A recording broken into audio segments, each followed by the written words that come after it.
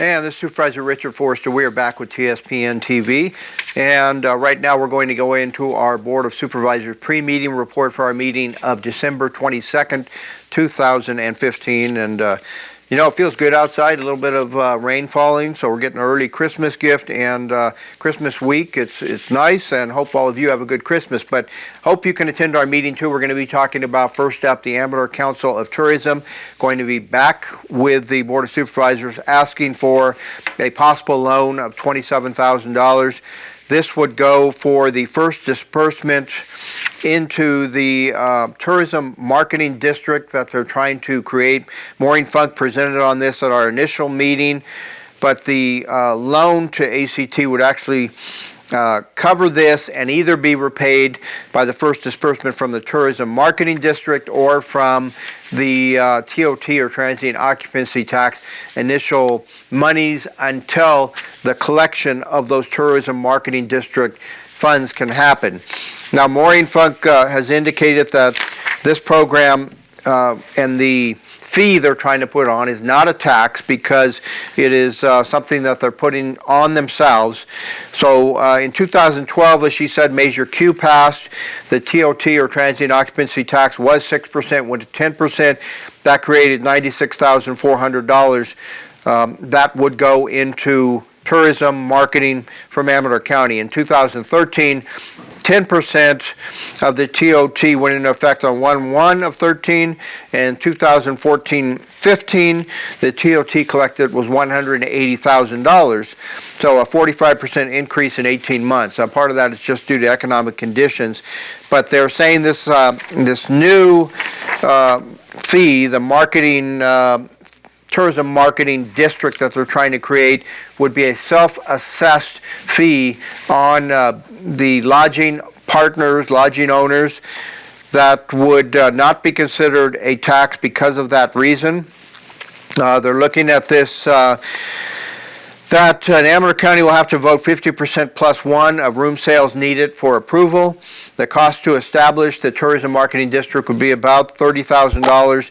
The ACT contribution would be about $3,000. So the loan needed would be about $27,000.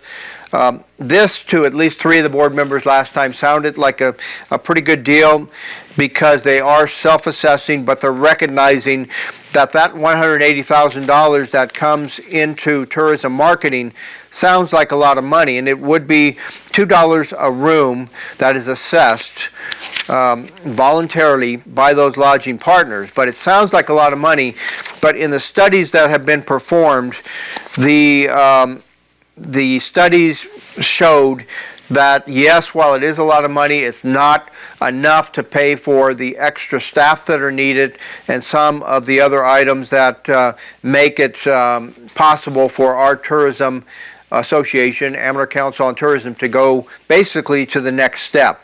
So with that, now this would put us in line. If we have that 40% occupancy and over $200,000 in funds would be generated, Amador County would be right there in line with Calaveras and El Dorado counties, and that tourism marketing district would be in place. So that will be discussed again on Tuesday of this week, and if you can show up for that, it's important to have your input.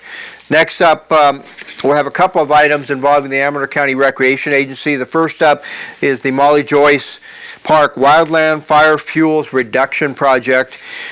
This is a very important issue. As you know, with the Butte Fire that happened recently, the importance with Molly Joyce is there has been no attempt at any fuels reduction in Molly Joyce Park. What that's done is not just put the park at danger, but it puts the neighbors at danger because there are neighbors around Molly Joyce Park who some have created that 100 foot of defensible space. Others have not been able to do that because part of the problem is Molly Joyce Park. So the neighbors appear to be supportive of this plan. We have several other people in favor. Chris Post, our division chief for CAL FIRE, has written a letter in support of this so that you can create that wildland urban interface that's so important. We have a study that's been done by Pat McGreevy and Jan Bray on September 2nd of 2015, basically describing the park, describing how this would be done. And by the way, CAL FIRE has committed the crews at Pine Grove Camp to be a part of this solution and go in and create that wildland urban interface. So with that, now we're just looking for funding. How are we going to get this done? We have the Calaveras Amador group that has come in and is looking for additional funding, but also ways to get this done to help create those zones so that the fires, when they come through, have some barriers to stop them. Those barriers basically being some of the areas have been cleared out, and with that we'll have a further discussion at our board meeting on Tuesday. We have the study. It shows us what needs to be done. We just don't have the money, and we're going to be looking for that. There are some grants out there and some possibilities, but you know, this is a big issue right now with everyone seeing the Butte fire and seeing the catastrophic damage that was done to the Calaveras side, loss of a couple homes in Amador. We know what we need to do. We just need to get the plans in place, and there are good people working on that. This is one concept too. The other thing that came up on ACRA is that will come up on the next agenda item is their recreation master plan, which needs to be updated. The funds that are needed to update this master plan are just 63% of it coming from the county would be $63,983. Total, the amount required is going to be over $100,000, $101,561. They're looking for part of that to come from all of the partners with ACRA, which would be Amador City, Jackson, Ione, Plymouth, and Sutter Creek. These studies can be used not only for the cities to look at applying the fees correctly within their cities, but finding out what kind of facilities are needed within their cities, because this master plan will do a needs assessment initially. Within that needs assessment, it'll go to the people. It'll ask the people, what do you need? I think Ione is already starting that questionnaire. I saw recently they're asking about one of their parks, Grover Park. Is it sufficient what we have there? Well, those are the kind of questions you need to ask your residents. Secondly, need to ask the people that are involved with the city, the staff involved, what is reasonable for looking at placement in this master plan. So that's one thing. The needs assessment will be the initial step.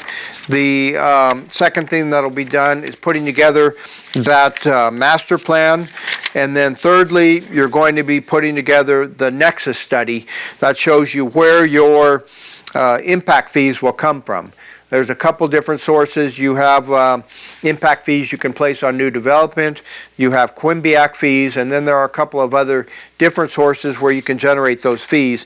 And by the way, ACRA has already selected a consultant to come in and help them with their master plan, Foothill Associates, and I believe they're out of Oregon, with companies in different places. It says they were actually formed in Rockland, but I see the primary involved in this one looks like she's coming out of Oregon. These are people that are going to come in. They're professionals. They're experts in putting together master plans. So we'll talk more about that. The county will have to approve out of our different fees that have been collected. Most of these will probably come out of Quimby fees. The almost $64,000 being requested as the county proportional amount of the master plan study. I have a couple of other items on the agenda. We have Jackson Rancheria Development Corporation and an annexation that's being requested by the city of Jackson. These annexations are not common, but Jackson Rancheria did go in and purchase the property up above Rayleigh's, where a former golf course was proposed to be built and development. That did not get off the ground, and people in Jackson did not want it. The Jackson Rancheria has purchased that ground. At least I want to say this right. Their development corporation has purchased this ground. With that, there needs to be an agreement between the County of Amador and City of Jackson on the annexation. Part of this agreement is revenue sharing, so that everyone is made whole. The county does not want to lose revenue over annexing, or property being annexed into the city of Jackson. So now you create this agreement, and it creates the proportional amounts of tax revenue that will stay with the county of Amador, the proportional amounts that will go to the city of Jackson. There's also other caveats besides that property tax allocation. There's a county facilities fee that is tied in there, similar to what we will talk about on our next item. There's a reopener upon any change in zoning. There's a public safety services clause. So with all of that, we'll come to an agreement. We have been through these before, and we think this will just turn out great. But the next item I referred to was a public hearing on our capital facilities fee annual disclosure. This is something that has to happen every 5 years. Initially, this was done in 2005. It came back around in 2011, and now here we are 5 years later again. So we'll be looking at a report that was done, and you have to do this every 5 years to maintain and establish that nexus, so that people know that when they're paying the fee, there is a reasonable association between them paying the fee and what it's going to be used for in the future. In this case, it is used for a smaller portion, used for our county administration center in Jackson, and the other is for our increase in the size of our county jail. So with that, we have one other item on the agenda. You'll have to get to our county agenda and look at that to say what it is. Supervisor Richard Forster, hope you have a great week, and be safe out there in the rain. And we'll see you again down the road.